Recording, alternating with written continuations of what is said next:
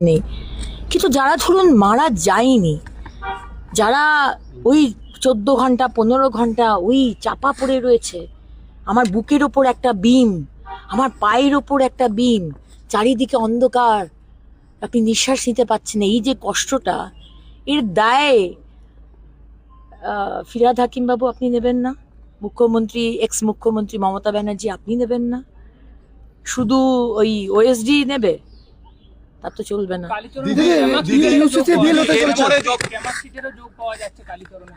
ক্যামাক সিটে যার যোগী থাকুক, সে অভিষেক ব্যানার্জি হোক, আইপ্যাকের যে মালিক ছিল সে হোক, পেটে দড়ি বেঁধে নিয়ে আসা উচিত।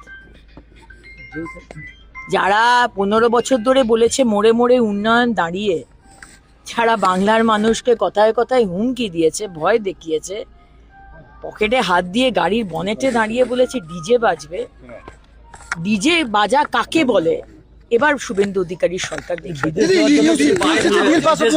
কোর্টে আবেদন করেছিলেন এবং তাড়াতাড়ি হিয়ারিং এর জন্য আবেদন করেছেন অভিষেক বন্দ্যোপাধ্যায়। বিদেশ কেন যাবেন? আজকে আপনারা স্বাস্থ্যসাথী কার্ড করেছিলেন, আমরা আয়ুষ্মান ভারত করে দিয়েছি, পিজিতে ভালো ব্যবস্থা আছে, চোখ অপারেশন বলুন, মাথার যদি কোনো ব্যামো থাকে সেটা বলুন, ব্রেন অপারেশন, যে কোনো শারীরিক অপারেশন আমরা করে দেবো। অভিষেক বাবু আপনাকে বাইরে যেতে হবে না, আমেরিকা, দুবাই, সিঙ্গাপুর যেতে হবে না, আমরা এখানে ব্যবস্থা করে দেবো। আয়ুষ্মান ভারত কার্ড আছে তো, খরচার জন্য চিন্তা করতে হবে।